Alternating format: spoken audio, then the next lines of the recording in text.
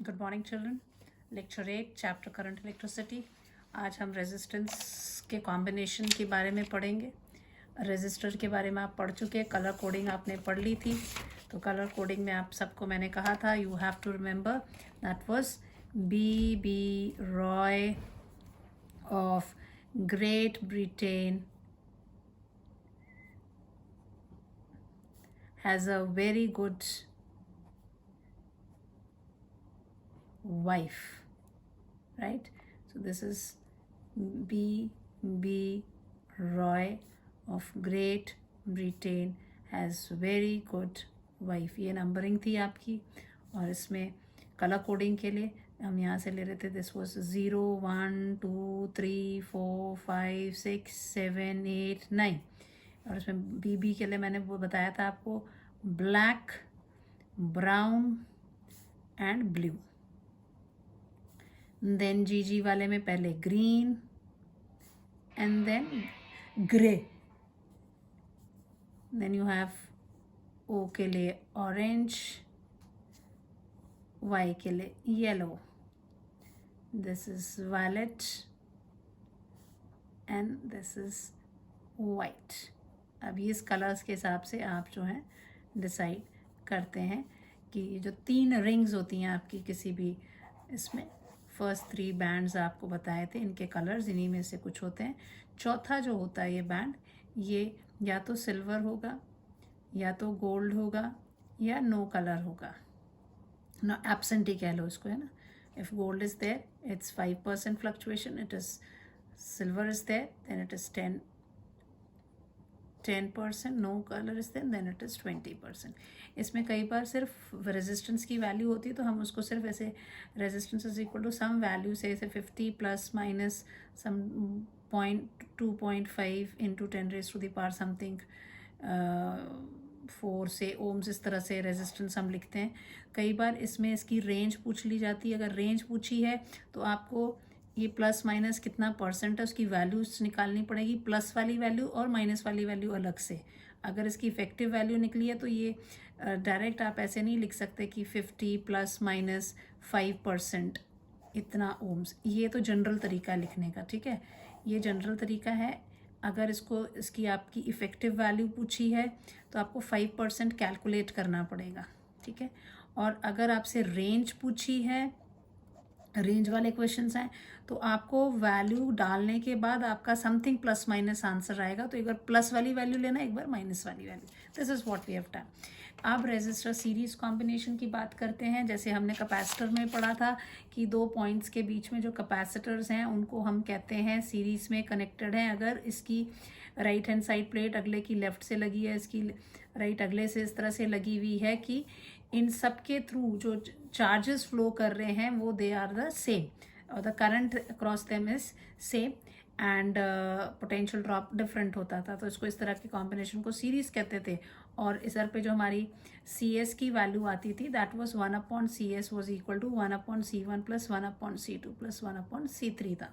फिर जब ये पैरेलल में लगे होते थे तो सबकी एक तरफ की प्लेट एक साथ जोड़ देते थे। ये देखिए सारे कैपेसिटर्स की ये लेफ्ट हैंड साइड वाली प्लेट एक साथ जुड़ी हुई है, राइट हैंड साइड वाली प्लेट एक साथ जुड़ी हुई है। इस ढंग से जुड़ी हुई है कि सारे कैपेसिटर के अक्रॉस तो पोटेंशियल है वो क्या है, सेम है। सीरीज में आपका करंट जो है वो सेम होता है, या यू कैन से the charge is same in this case because capacitor plates पे चार्जेस है। और पैरेलल में पोटेंशियल इज सेम। और यहाँ पर आपका CP की वैल्यू आती थी C1 plus C2 plus C3। ये भी हम पिछले यूनिट में पढ़ चुके हैं, सेकेंड चैप्टर में हमने कर लिया है इसको। अब आती है बारी रेजिस्टर्स की। तो रेजिस्टर्स जो हैं वो 2 या 2 से ज़्यादा रेजिस्टर्स जो हैं सीरीज़ में कनेक्टेड होंगे। अगर एक के बाद वो एक इस तरह से कनेक्टेड हैं कि सबके क्रॉस जो करंट है दैट इज़ सेम, है ना, जब कोई पोटेंशियल उसके क्रॉस लगाया हुआ है। So if this is the resistor, जैसे कैपेसिटर्स थे, अब हम ले रहे हैं रेजिस्टर्स, 2 या 2 से ज़्यादा रेजिस्टर्स इस ढंग से एक के पीछे एक लगे हुए हैं कि इस सब के क्रॉस जो करंट जाएगा that is going to be the same when some potential V is applied. So 2 और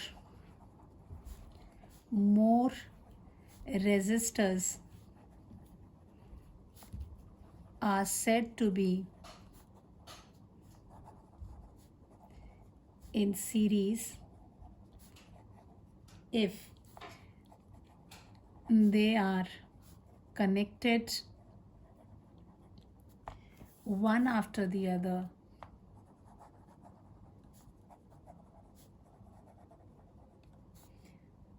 such that same current flow through all the resistors when some potential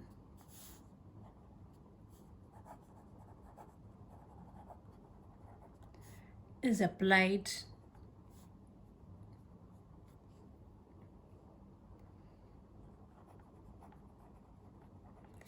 across the combination.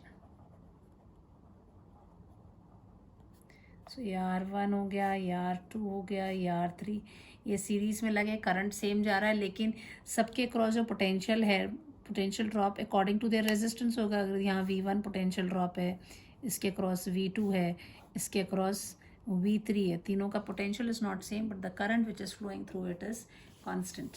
ठीक है. सो R1 R2 R3 resistance आपने ली है, resistance of 3 resistors connected in series. जब parallel में होगा तो हम यहाँ सीरीज की जगह क्या लिख देंगे, पैरेलल हो जाएगा. ठीक है. I is the current flowing through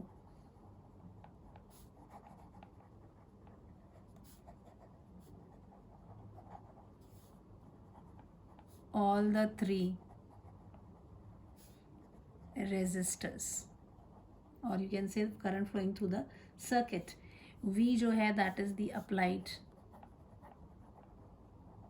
potential across the combination. Now that's the potentials difference across each resistor will be different according to their resistance. So potential across each resistor will be different as per their resistance.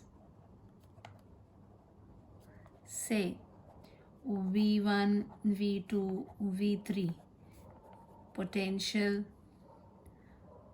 drop across 3 respective resistors हैं आपके. ठीक है.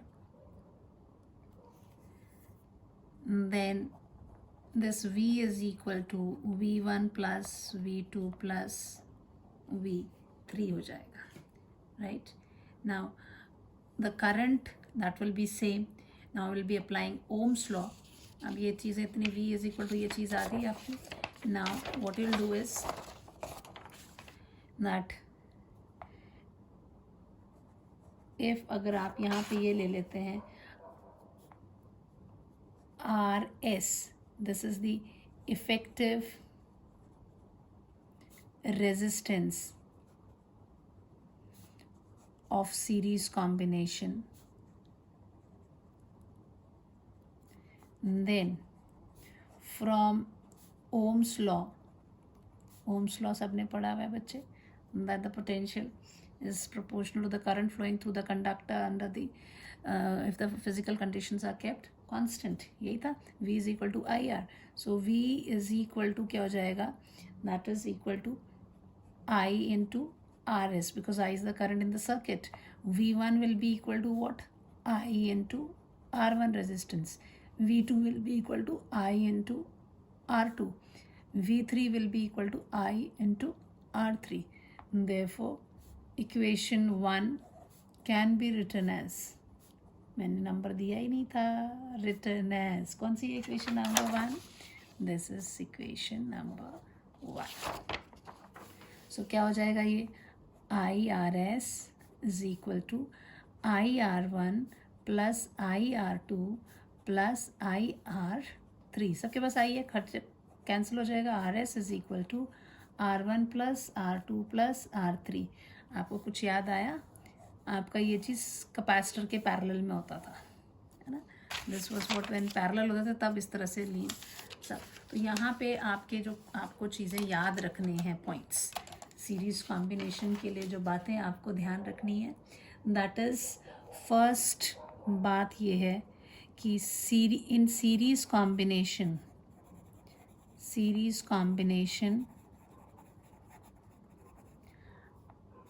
I is same through all resistors। ठीक है बच्चे, पहला point. दूसरा point जो आप यहाँ रखोगे, जो इक्विवेलेंट रेजिस्टेंस है R S is greater than the greatest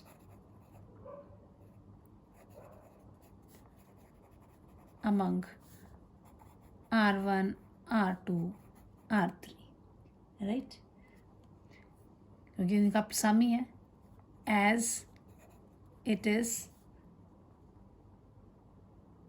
equal to sum of individual resistance.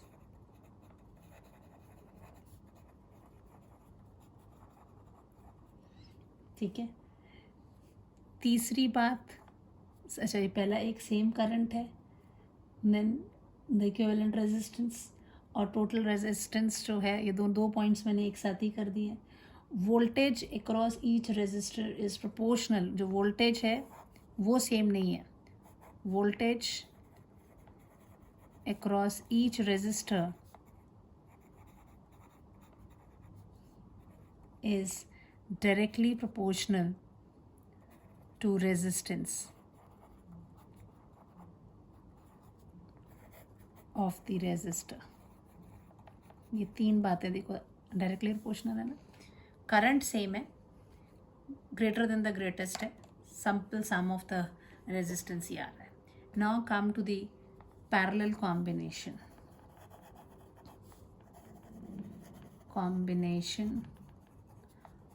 Of resistor.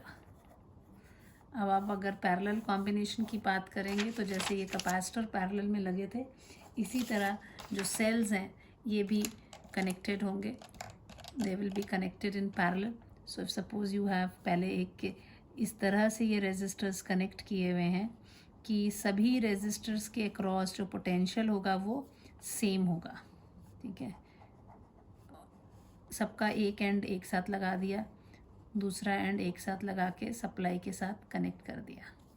ठीक है, this is what we have, ये उठा के हमने इसको सप्लाई के साथ लगा दिया। ठीक है, बच्चे हमेशा याद रखना है, V is the apply, positive terminal से निकलता हुआ करंट दिखाएंगे और नेगेटिव की तरफ वापस, जितना किसी सेल से करंट निकलता है उतना ही वापस करंट आना चाहिए। आगे जब हम किरचॉफ्स लॉ पढ़ेंगे तब भी इन चीज़ों का ध्यान रखना है।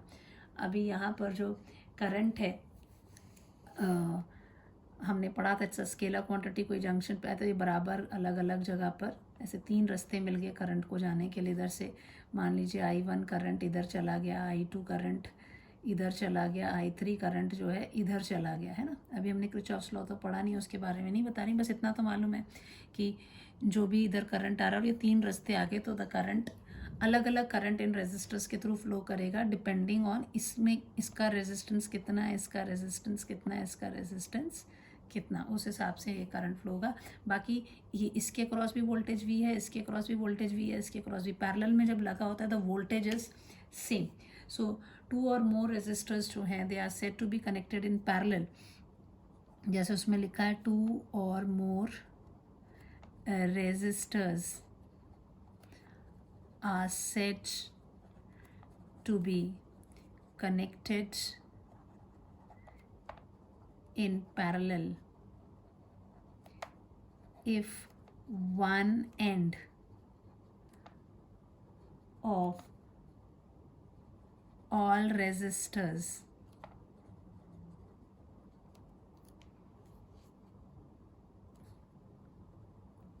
are connected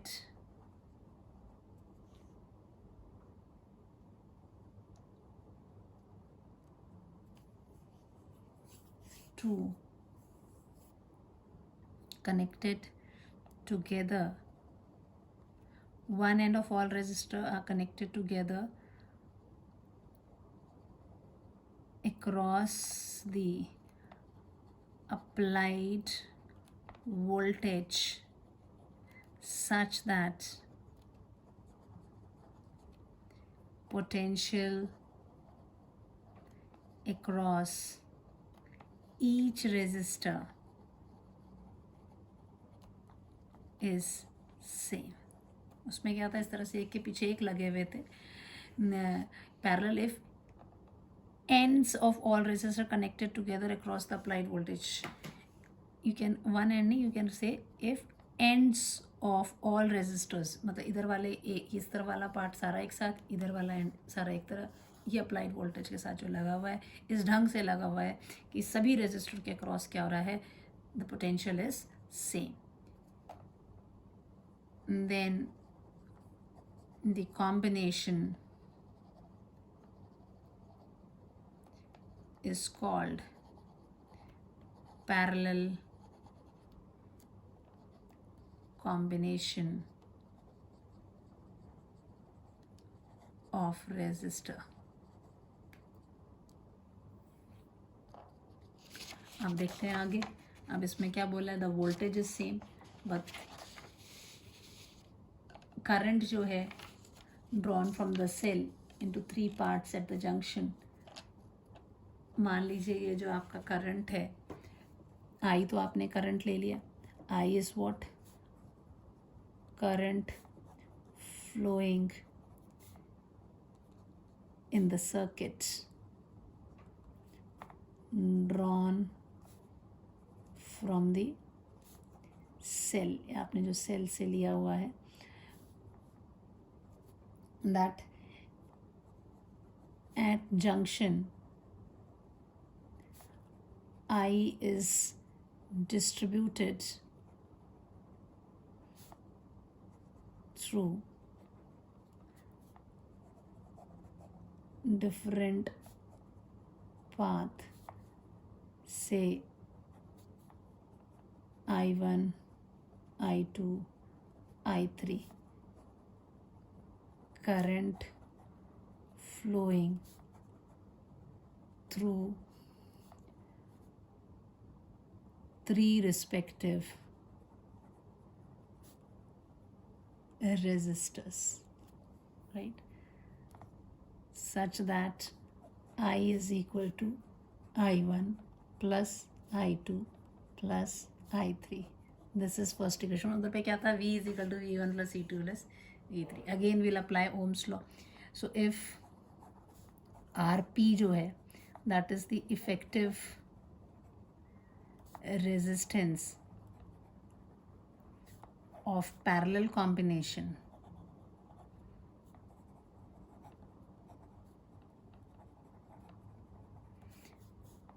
then by apply, then due to Ohm's law के हिसाब से this what it will becomes, I is equal to V upon RP. I1 will be equal to V upon R1. I2 will be equal to V upon R2. I3 will be equal to V upon R3. So therefore equation 1 can be written as V upon RP is equal to V upon R1, V upon R2, V upon R3, सबके पास V V है, common cut जाएगा, 1/RP is equal to 1/R1 plus 1/R2 plus 1/R3। If you remember हमारा capacitor में series वाले में ये answer आता था, रेसिप्रोकल्स का सब, यू सी सीरीज में आता था 1/C1 में, इसका उधर पे उल्टा 1/, रेजिस्टेंस केस में आपका ये चीज़ें आ रही है। यहाँ पे भी आपको कुछ पॉइंट्स जो हैं याद रखने।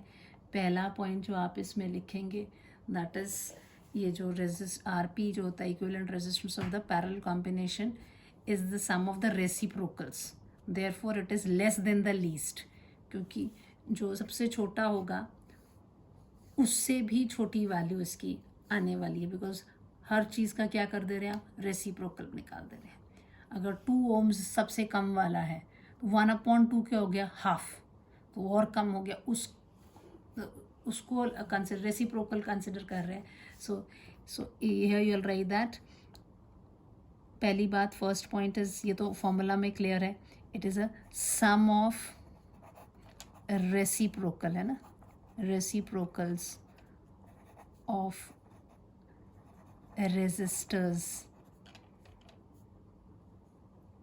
sum of reciprocal of resistance in parallel।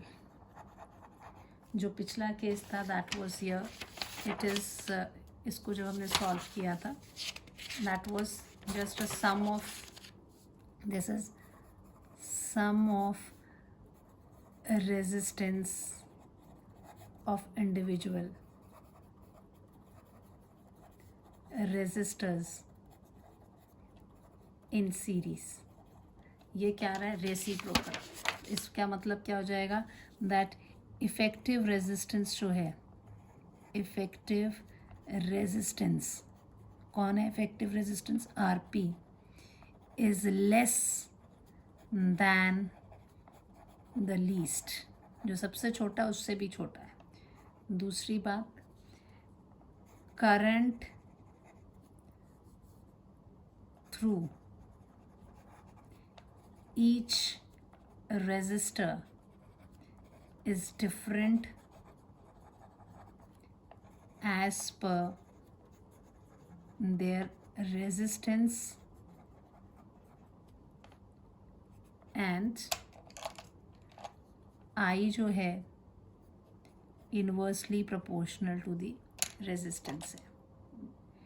तीसरी बात, पोटेंशियल जो है, potential across all resistors in parallel combination is same. ये चीज़ें आपने याद रखनी है। अब इसके ऊपर बेस्ड हम न्यूमेरिकल्स देखेंगे, ठीक है बच्चे। पहला न्यूमेरिकल आपका है, आपको 3 रेजिस्टर्स दिए हुए हैं और इन तीनों रेजिस्टर्स की रेजिस्टेंस दी हुई है। आपसे पूछा हुआ है कि आपको इक्विवेलेंट रेजिस्टेंस निकालनी, ठीक है। अब क्या क्या चीज़ें ये पूछ रहा है, एक एक करके हम देखते हैं। मैंने क्वेश्चन पहले इसीलिए लिख दिया होता है ताकि मेरा जो टाइम है वो क्वेश्चन लिखने में वेस्ट ना हो और पूरा टाइम वीडियो का यूटिलाइज़ किया जा सके, हमारा मैक्सिमम पार्ट जो है हम कवर कर सके। अदरवाइज़ मैं अभी लिखने बैठूंगी तो टाइम लगेगा उसमें, है ना।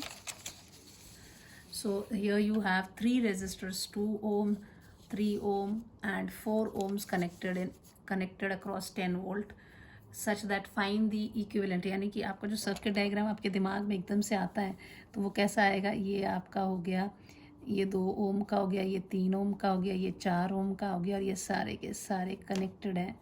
सीरीज़ में बोला हुआ है तो हमने ऐसे कनेक्ट कर दिया, सीरीज़ में एक के साथ एक लगा दिया, कितने 10 वोल्ट की सप्लाई दे दी। ये आपका 2 ohms हो गया, ये आपका 3 ohms हो गया, ये आपका 5 ohms हो गया। ये आपका इसमें करंट जाएगा, आपको पता नहीं है, यू कैन कैलकुलेट कि कितना करंट है।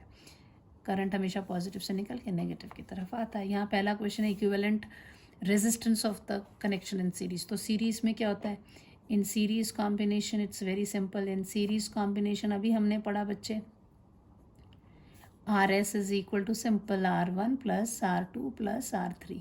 कुछ नहीं करना है आपको, आपने क्या कर देना है, 2 + 3 + 5 कितना हो गया 10 ohms। तो ये आपका आंसर आ गया, ख़त्म।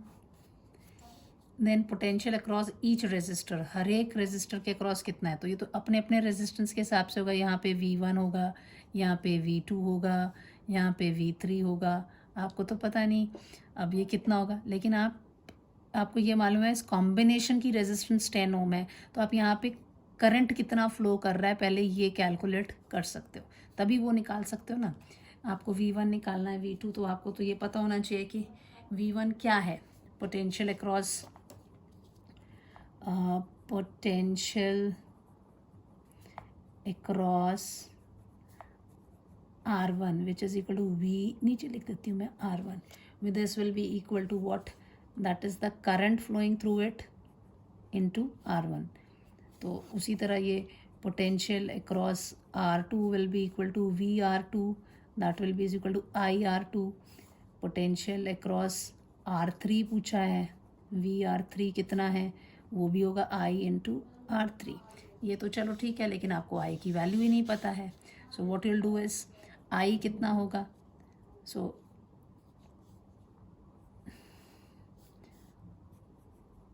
बट फ्रॉम ओम्स लॉ के हिसाब से I इज इक्वल टू कितना हो जाएगा, I will be equal to the potential applied across upon the equivalent resistance of the circuit। ये सर्किट का होगा, है ना, तो कैसे सीरीज में लगे V/RS यहाँ आएगा। 10 वोल्ट का लगा हुआ है, कितना आया हमारा द रेजिस्टेंस, सॉरी कितना सप्लाई हमने कितने की दी, अच्छा 1 मिनट, क्या क्या दिया हमने 2 3, ओह मैं अपनी मर्जी से 5 ले रही हूँ, क्वेश्चन में क्या था 4, आई शुड हैव रिटन 4, यहाँ पे कितना हो जाएगा 9 ohms।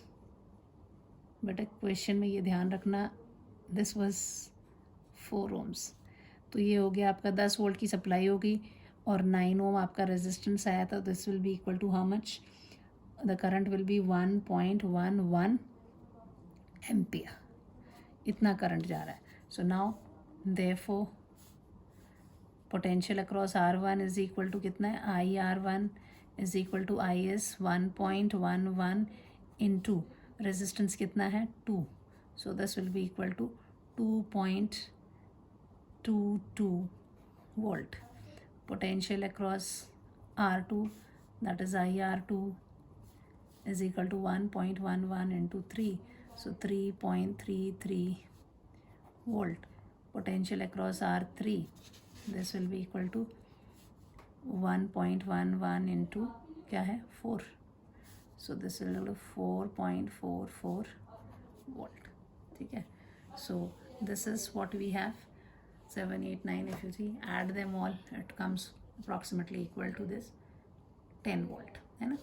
अगला दिया है effective resistance when connected in parallel. अगर ये आपको पैरेलल में लगा दिए होते हैं तो आपके दिमाग में क्या आता है, ये आ गया आपका 2 ohms वाला, ये आ गया आपका 3 ohms वाला, ये आ गया आपका 4 ohm वाला, इन सबको लगा दिया उठा के यहाँ पे सप्लाई पे, है ना।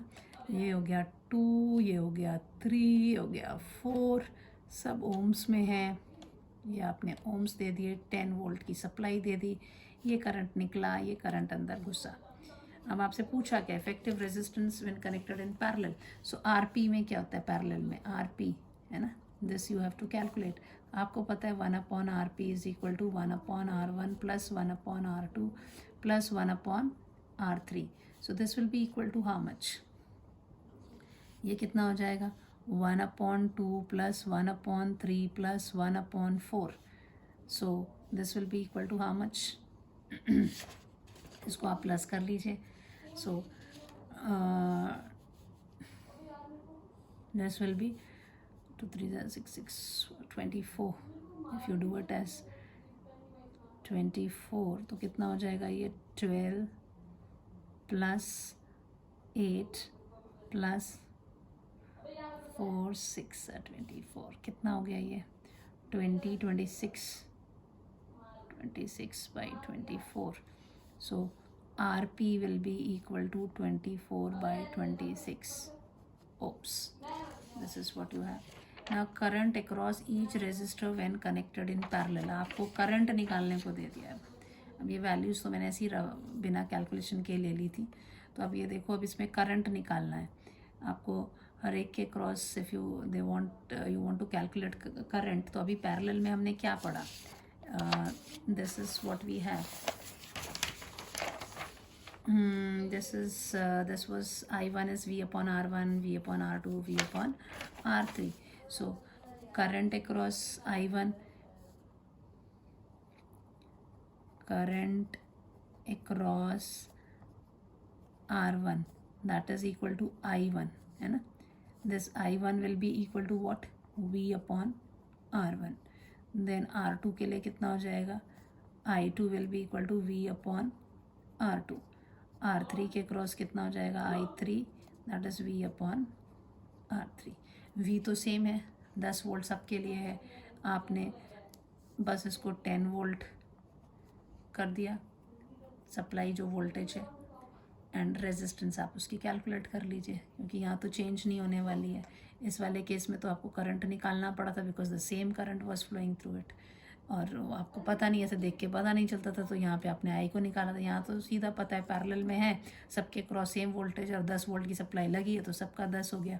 तो 10 अपॉन R1 की वैल्यू कितनी है, दैट वाज 2। सो इसका जो करंट इसके थ्रू फ्लो हो रहा होगा, that will be equal to 5 this current will be 5 ampere. ये हो जाएगा 10 अपॉन 3, ये हो जाएगा 10 अपॉन 4, तो this is 3.33 ampere. 3 3s are 9. Then again this way this will be equal to 2.5 ampere. Like this the current will flow through there. ठीक है, अब थोड़े से सम्स और लेते हैं। This is what the first resistor वाला क्वेश्चन था। अब आपको दिया हुआ है कि दो रेजिस्टर्स हैं जो कि कनेक्ट किए हुए, combined resistance 9 ohm when connected in series. So R series की वैल्यू दी हुई है आपको 9 ohms and 2 ohms when connected in parallel. R P की वैल्यू दी हुई है आपको 2 ओम्स, राइट। तो ये क्वेश्चन कैसे होगा, सो दिस विल बी, इसका मतलब ये आर सीरीज़ दिया, यानी कि आपको है R1 plus R2 is equal to 9, and R P कहता है तो 1 upon R P is equal to 1 upon R1 plus 1 upon R2 होता है। सो आर पी जो है, जैसे अभी पैरेलल में हम निकाल रहे थे वैल्यू, अभी थोड़ी देर पहले हमने आर पी की वैल्यू भी निकाली है ना, ये चीज़, ये R P 26 upon 1 upon R P आया था ना, 26 अपॉन 24 ओम्स। तो आर पी की वैल्यू इसका रेसिप्रोकल ही करोगे ना, because 1 upon R P is this much, उसकी वैल्यू वो है, ठीक है। अब यहाँ पर आर पी की वैल्यू उन्होंने दी हुई है, this is what we have, R P is given 2 ohms, तो it will be 1 upon 2 is equal to, इसको अगर सॉल्व करते हैं तो ये हो जाता है R1 इंटू R2, ऊपर हो जाता है R1 प्लस R2, और R1 प्लस R2 की वैल्यू कितनी दी हुई है, that is given 9 upon R1 R2। तो यहाँ से आपकी R1 R2 की वैल्यू आ जाएगी, इसको ऊपर भेज दीजिए, इसको इधर भेज दिए, 9 2 18, आपकी R1 इंटू R2 की वैल्यू 18 आई है। R1 कितना है, हमको उसको R1 ही लेते हैं।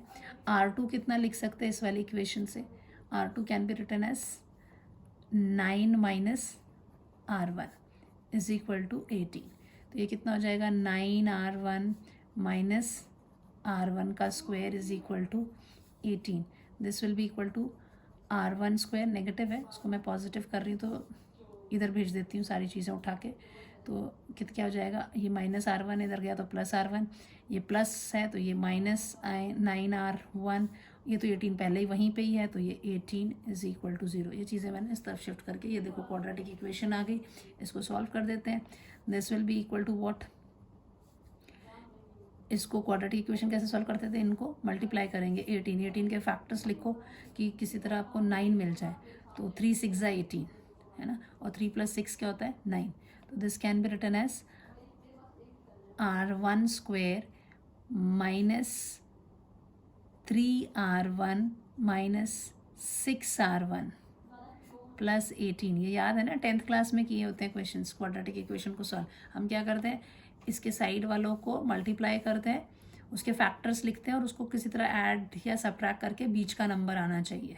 तो 3 6 18 एंड 3 और 6 को अगर नेगेटिव नेगेटिव रखें तो नेगेटिव में ही आंसर आएगा। फिर ये एक पेयर बन गया, ये एक पेयर बन गया। इसमें क्या चीज़ है, R1 कॉमन ले लिया तो बचा R1 -3। इसमें से क्या कॉमन ले लेते हैं हम, -6 अगर बाहर निकाल लेते हैं तो ये हो जाता है +R1 और ये इसका हो जाएगा -3 = 0। ये ब्रैकेट सेम आने चाहिए, दैट मीन्स योर का this is R1 -3 into R1 -6 = 0। ये क्या इम्प्लाई करता है, R1 = 3 और R1 = 6। अगर R1 आपका 3 है तो R2 कितना हो जाएगा, 9 - R1 which is equal to 9 - 3 = 6 ohms। अगर R1 आप 6 ohms लेते हो तो R2 कितना हो जाएगा, 9 - 6 3 ohms। सो ये R1 एंड R2 की वैल्यू कोई भी एक आप ले सकते हैं। So this way you can say that 3 ohms and 6 ohms जो है इनकी 3 ohms and 6 ohms are the values of two resistors। ठीक है, this is the answer you have. तो थोड़ा ये क्वेश्चन को देख के घबराना नहीं है, आप करो उसको, इजीली आपसे हो जाएगा। आप कुछ बल्ब वाले क्वेश्चंस आ गए हैं तो आपको थोड़ा सा जो हमने पावर्स में पढ़ा था वो फॉर्मूलाज आपको याद हैं, दैट हमने पावर के लिए क्या इक्वेशंस पढ़ी हैं और इसके लिए इलेक्ट्रिक एनर्जी के लिए क्या फॉर्मूलाज पढ़े, that you have to remember. तो हमने P में जो इसकी पावर थी that is always given as E/T, rate of doing work, or you can say that this E is equal to P into T, इस तरह से किया हुआ था। and E is what? E is equal to that energy given, that is the work done by the cell, which was equal to what? Q into V। so the energy was equal to QV। आप इसको कर सकते हैं या फिर आप इसको IV/T के फॉर्म में भी याद रख सकते थे। ये चीज़ें हम पहले कर चुके हैं। And this energy is this IV/T है और एनर्जी इज इक्वल टू क्या हो जाता है, this power was equal to IV is equal to I, energy कितनी हो जाएगी, energy will be equal to IV/T। This was also in terms of I²R and this is equal to I, energy was I²R/T, this was equal to V²/R। so this will be equal to V²/R into T, because energy is given as power into time। ये हमेशा याद रखने हैं relation, ठीक है। तो इनमें से कोई भी एक जो रिलेशन आपको है, मैंने शायद बोला था कि ये फॉर्मूला जब हम पावर का देखेंगे तो इसमें 3 चीज़ें आ रही है ना, एक IV भी आ रहा है, I²R भी आ रहा है, और ये जब रेजिस्टेंस की बातें चलेंगी तो हम सीरीज़ वाले में इस फॉर्मूला को यूज़ करेंगे और पैरेलल में हम इसको इस्तेमाल करेंगे। तो यहाँ देखिए बल्ब जो है सीरीज़ में लगे हुए हैं, तो यहाँ हम लोगों को पावर को ये वाला फॉर्मूला यूज़ करना पड़ेगा, ठीक है। अच्छा, अभी इसमें क्या क्वेश्चन दिया आपको बच्चे कि सर्किट बल्ब्स हैं, आपको पूछा है कि कौन सा बल्ब सबसे ज़्यादा चमकने वाला है, इसमें से ग्लो कौन सा बल्ब सबसे ज़्यादा कर रहा है, ये आपको बताना है, ठीक है।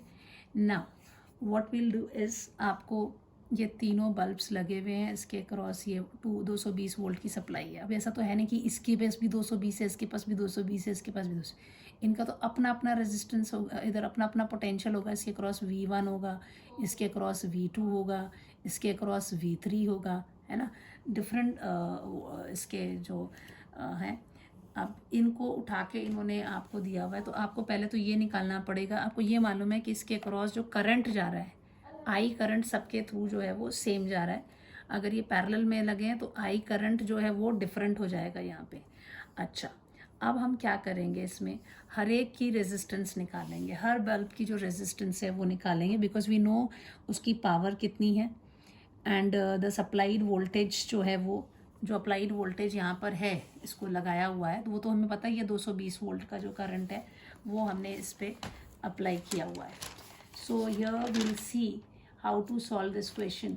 तो 220 वोल्ट की सप्लाई है, जब हमारे जो मैंने पहले भी कहा था कि दिस एक मिनट इसको रहने दीजिए, जस्ट भैया कि ये जो बल्ब पे लिखा है 100 वॉट, इसका मतलब है कि जब ये 100 वॉट का बल्ब 220 वोल्ट की सप्लाई पे लगाया जाएगा तो ये 100 जूल की एनर्जी पर सेकेंड जो है वो सप्लाई कर रहा है. This is what was there in our mind. तो इसकी जो रेजिस्टेंस होगी R1, resistance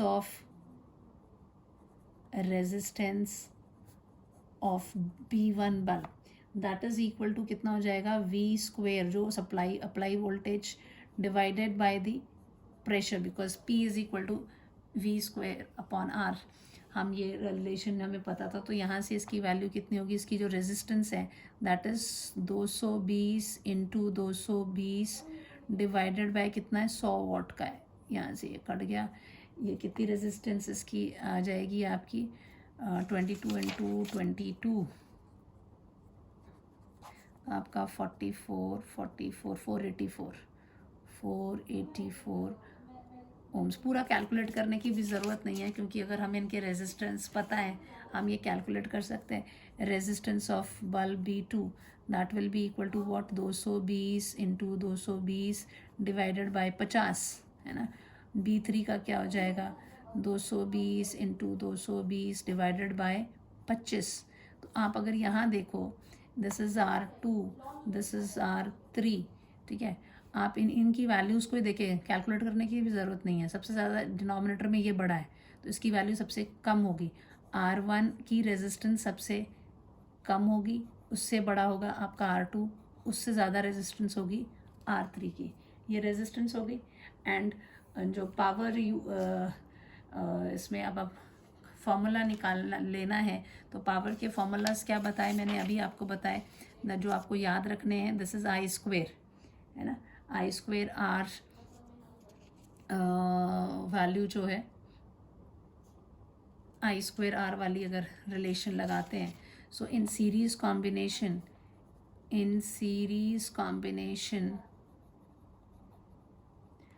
current is same. So using the relation power is equal to I square R, power is directly proportional to the resistance. This implies R1 की जगह P1 की power कम, उससे ज़्यादा P2 की पावर, उससे ज़्यादा P3 की power. तो P3 की जो पावर है वो सबसे ज़्यादा है, यानी कि ये जो 25 वॉट का है इसकी पावर ज़्यादा है. तो ग्लो जो है ये सबसे ज़्यादा करेगा. दैट ब्राइटनेस जो होती है, ये आपको याद रखना है, ब्राइटनेस ऑफ बल्ब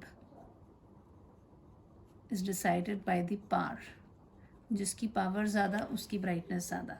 तो क्या हो जाएगा, bulb B3 will glow brighter.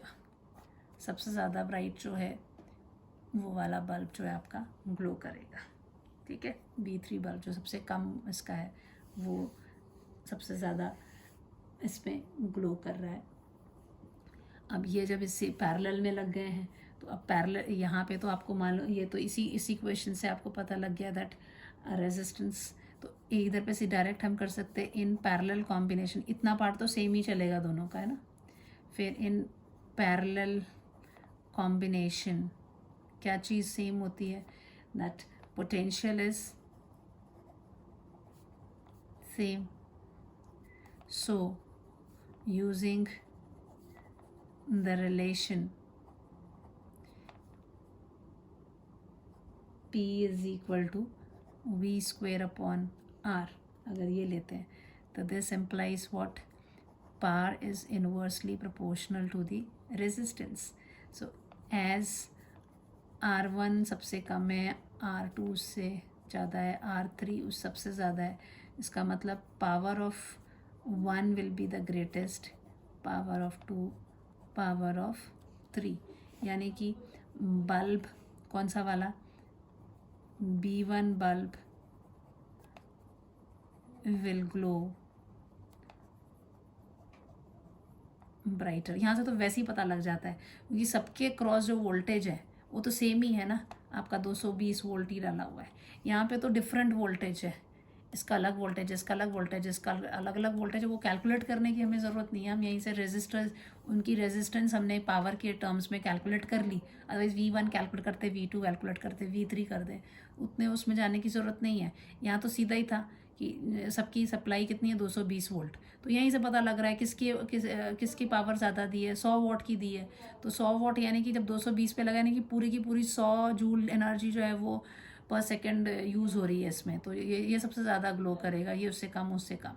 तो जिसकी जब भी पैरेलल में लगे होंगे तो जिसकी पावर ज़्यादा है उसी का जो वही ब्राइट होगा, क्योंकि सबके अक्रॉस सेम वोल्टेज है। यहाँ सबके अक्रॉस सेम वोल्टेज नहीं था, तो हमने पहले क्या किया, सबके रेजिस्टेंस, इस बल्ब का, इस बल्ब का, इस बल्ब का, तीनों बल्ब का रेजिस्टेंस कैलकुलेट कर लिया। और रेजिस्टेंस हमने कैसे कैलकुलेट किया कि इस कॉम्बिनेशन में जो वोल्टेज सप्लाई है वो V² है और पावर जो है वो ये, उस हिसाब से इसकी जो रेजिस्टेंस है वो इतने ओम्स आ रही है। तो इधर पे हमने देखा कि रेजिस्टेंस इसकी कम है और फॉर्मूला हमने पावर का ये वाला लिया। इसमें से देखा कि पावर जो है डायरेक्टली सीरीज कॉम्बिनेशन में डायरेक्टली करंट सेम होता है, तो ये वाला फॉर्मूला लगाते हैं। तो इधर पे डायरेक्ट रिलेशन है, इसका मतलब जिसकी रेजिस्टेंस ज़्यादा उसकी पावर ज़्यादा। तो यहाँ पे बल्ब जो है, जो सबसे कम इसका पावर का बल्ब है, वो सबसे ज़्यादा ग्लो करता है। ठीक है, this is what we have.